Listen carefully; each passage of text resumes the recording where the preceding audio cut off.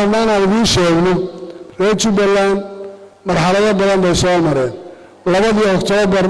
bay ahayd maalintii magaalada Kismaayo la qabtay maanta iyo maalintii farqiga u dhaxeeya ee dhibaatada la soo maray qof walba uu garanayaa waxaan soo maray oo dib u heshiisiin la waan garanaynaa oo maxaa keenaya Jubbaland waxay tusaale u tahay Soomaaliya waayo waa meel mujtamaca Soomaaliyeed kulligeed uu degan yahay khilaafka Soomaaliya rawaadiyan aan oran karno meelaha asaaska u yahay ka mid tahay taasaa waxay keentay inaan raadino heshiisiin dib u heshiisiin isku xidhid isku keenis ayna tahay waxa asaaska oo Jubbaland dhismaheeda oo aad garanaysaan markii ay dhacday doorashadii midaan ka horeysay xataa intii culays aan la kulannay iyo wixii aan kala soo ka soo maray siday ahayd sidaa daraaddeed maanta reer Jubbaland waa mid waxaan diyaar u nahay cid kasta oo wax tabanaysa oo wax sheeganaysa inaan la hadalno la fadhiisanno la xaajoonno qancino in fikirka lagu kala duwan yahay dhibaato maaha laakiin waxyaalaha qaarkood maaha wax laga gorgortagi karo ama ay cid kale samayn karaysa maaha maanta doorashaa dhacday Jubbaland doorashadaas way dhacday maaha wax laga wada hadlayo shacabka reer Jubbaland iyagaa doorashadooda samaystay say u samaysteen baana u dhacday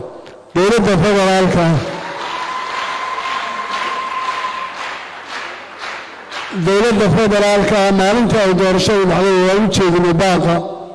aan u jeedinaynay oo aan doonaynay inaan dowladda federaalka iyo Jubbaland ay ka wada hadlaan waxyaalaha la isku hayo laga wada shaqeeyo waxa danta guuda laga wada shaqeeyo isku aragti laga noqdo Soomaaliya marxaladda ku jirto si loo gudbiyo ma noqon karaysa dowladnimada Soomaaliya fikir qol ku urursan oo qof uu leeyahay aniga aydi oo wax dadka ka dhaxeeya shakhsi ma oran karo shakhsina ma keeni karayo waxaan u baahanahay inaan ku wada hadalno ama ku heshiino ama ku wada socono waa dastuurka waddanka u yaala ama ku federaal ha noqdo dowladda dhaca ama kan state-ka ha noqoto isagaa uu yahay waxa dadka hagi karaya laakiin tacbiir ama fikir qof leeyahay waxba laguma samayn karayo Soomaaliya waa inay marxaladda soo martay dhibaatada ay soo gaadhay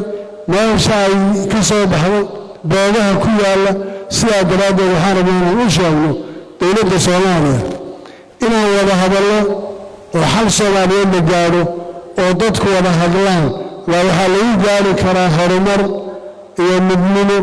iyo meesha aan u socono inaan gaadhno maanta markaan ka soo qaadno shabaab 2 sano ka hor awoodooda hayeen maanta 3 goob ka laga laabantay maxaa keenaya in lala dagaalamo waxaa looga doorbiday dhaqaalihii iyo ciidankii iyo wixii la samayn lahaa kulligood in waddanka dib loogu celiyo lagu burburiyo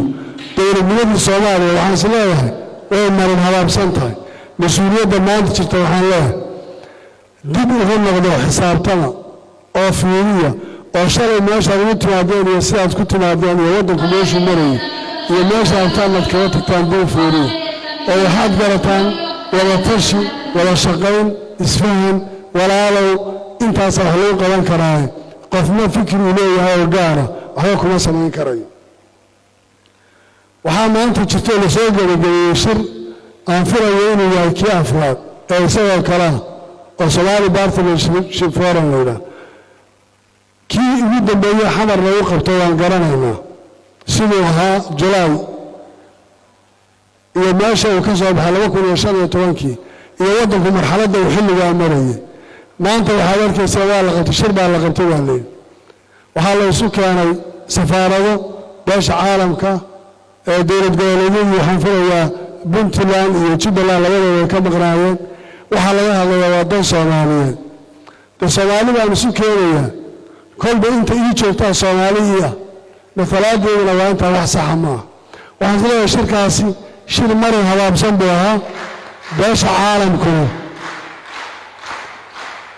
باش عالم كله واحد بين يساوي ويوجهني واحد نبته تعالى إيه حلو يسوي كلفوية معنا ما سميناش وحنا دولة كلها بالله وباش عالم كلام شيء أريد الدين تعافس كذا وقفل بالصوالي الدين يقول يا تاي أريد لا دوالن كشبابك هرمانين تودك الجاري وحاسبا aan ka wada shaqayno waxaan dawladda ka wada hadallo waay meesha laga hadlaa waxa laga hadlayaa diyaaradaha hal xiro dadka hal go'doomiyo hooyada umusha adeeyada loo diido garoonka waxa soo maray qof kismaayo ka tagan waxaad ka timid visa loogu dhufanayo ama waxyaalaha loo baahan la weydiinayo ama wadan kale laga dhigayo waxa ay raadinayaan waxaan marnaba qaadanin oo Jubbaland inay tiraahdo si kale aan u tashanayna Soomaaliya xal baan ka weynaa midnimada Soomaaliya annaga u taagan annaga keenayna annaga ka shaqaynayna cidna lagama gabanayno insha Allah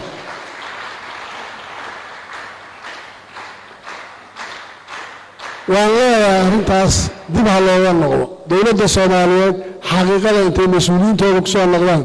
حقيقة هفهمون ودكم ماشي وكل منها قرتين ماشي وصعدنا وانا قرتان وحان آذوا حماهين مسؤولين أنت لا يحن سفر كله وهي ماشي عمتي قرتان بل شعب كله على قوتين يسكداي ما عنده يحن يسأل الشيخ شريف وكان الله لما كنا نحكي قران كمركي أنفرين من محكمين مسؤول كاها يسير لو فرا يسير إلا إذا ما أنت جرانك كسمعين ما يسير كيو بحيس أو جرانك والله حرية أو يحمل صفة وحنصوب يقولوا اسمها سيا ولا ياشي سياسة بأحزابته أي سوي نادي المقدسة يكون باقيان بدأ قرار ولو وده كان لبداية وانكبر يا وليبا باقوبة إنه حوتشيو إن Soomaali la isu keeno in la qabto shariicada badbaado qaran oo soo dhaweeyay aad bay muhiim u tahay dalkaani dadka ka naxaya inay isweydiiyaan nolosha u socdo oo arinta iyada ay ka fiirsadaan oo waxaan soo dhaweeyay amniga waxaad garan karaysaan maanta meesha uu marayo iyo xaaladiisu meesha taagan tahay waxaad garan karaysaan amnigii waddanka ee laga shaqeeyay iyo shabaab in lala dagaalamo waxaa laga doorbiday in la furfuro ciidamada in shabaab hubka loo geeyo in wax waliba gacanta uu ka baxo waxyaalaha qaarkood oo dhacaya wax saxa ma aha wax dowladnimo ma aha wax waddankaani uu ku sii socon karayo ma aha waddankaani waxaan isleeyahay in gacmaha la iska qabto u baahan yahay maanta sidaan waxba kama sii socon karaan aan u soo noqono dhowrkii maalmood ee isu dhaweysay inta qarax iyo inta dagaala dhacday aad garanaysaan in shacabka laga badbaadiyo dhibaayada oo waxa dhabta aanu ka hadalnay intaan soo jeesano amniga aan ka wada shaqeynayo la iska daayo waxa maanta laga shaqeynayo iyo waxa aan maanta ku tirsanan arinta federaalku 2015 markii la qowdacay shirkii kan noociisa ah xamar uu ka dhacay waxa wada fadhiyay dawladii oo dhameystiran oo baarlamaankeedii iyo madaxdii oo dhan maanta dawladda la rabay inay federaalka sii xoojiso waxay maraysaa aadtaan raayada qaarkood oo in la yiraahdo konfederaal oo kale oo hadda sida dawladda imaaraadka kaliya ay u dhisan yihiin inay dadkii Soomaaliyeed qaarkood ku fakarayaan nooca federaalku inuu sidaa noqdo Soomaaliduna waxay wax badan ka fakaraysay oo laga hadlayay in badan oo kamid ah dadkii hore wararman federaalka nidaam loo ahayn aan hal wadan oo sidii hore oo dawlad center oo sidaa aan ku soo noqono wax dad badan oo Soomaali ay ku fakarayaan baad laakiin haanta arkaysa biyo ma celinayso marka la arko nimankan soo fakarayaan iyo aqliyada maanta cidda mas'uuliyadda ay ku jirta say tahay miyayna u muuqanayno dadku inay wax kala qalbigooda ku soo dhacaan oo dareen kala ay qaadaan way ku soo dhici karaan laakiin ma hadda kuma fakarayno kuwana soo dhacaysa waxaan rabnaa in dib loo noqdo dadka Soomaaliyeed maanta sida uu hoggaanku u socday si sax ah dib arintaas looga fiirsado hadii la helo dhaqaalaha waddanka ka soo baxa haddaan la helin isla xisaabtan maanta dhaqaalaha waddanka keena been waa jirta beesha caalamku ay bixiso waxbarasho leh caafimaad leh tababaro iyo ciidamo leh waxaasoo dhan waxaan u malaynayaa anu markaan Jubbaland ka hadlay labadii sano u dambeysay dawladdan ay jirtay waxaan oran karaa waxaas idinka soo gaaray ma jiro haba yaraate wax kasta oo Soomaali ka dhaxeeyay oo la bixiyo deeqaha oo soo gaaray dawladdaas ku ekaan mana soo dhaafo filla Soomaaliya ku egtahay waxa hadda ay uga sii dareen nawaatan markii loo doodo hawada Soomaaliya lagu soo celiyo maanta ona qabataynta loo geystay arkaysan وأنا حق استيقظ يارد دونان وإليهين إلى هؤلاء قيبت ولا كما ملان هدي لا إله وأنا من دونتا إن أن دب ذهب الله والله سويدية من اللي يأمين كرا هؤلاء صوماليا يوحك سيئين صوماليا أولادها لمن كما أنت مسؤولية دوّدن كهذا ما عارف كريه وحصله وهي يأمين كرا لمن الله كرا كسر داران مايو waxaan rabaa inaan ku soo ururiyo Jubbaland shalana wada hadal iyo nabadoonnimo iyo isu keenid Soomaaliyeed bay ka shaqeynaysaa maantana waxaan diyaarinahay dowladda Soomaaliyeed iyo cid kasta oo wax naga tabanaysa inaan wada hadal la galno cid kasta oo reer Jubbaland tabasho ku jirto waxaan rabaa inaan hor fadhiisano oo la xaajoodno oo isqalcino Jubbaland marna kama weynaanayso inay dadka la tashato oo nabadda ka shaqeyso aan middaa isugu nimaadno oo taaha la helo rag walaalo wuxuu ku dhaanaa ma jiro wada tashi iscaafis wada hadal istixgelin israaligelin intaasaa dadka deeqi karaysee dowladda Soomaaliyeed madaxda waxaan ugu baaqaynaa mar labaad iyo mar saddexaadba wada hadal baan diyaarinahay Jubbaland iyadaa xaq u leh dastuurkeeda iyadaa xaq u leh doorashadeeda iyadaa xaq u leh cidday dooratay inay hogaamiso iyadaa xaq u leh inay ka taliso masiirkeeda dowladda federaalkana xuquuqda ay leedahay marna inaanaan diidaynin dadka Soomaaliyeed bay ogyihiin aan ku wada hadalno miiska wada hadalkaan isugu nimaadno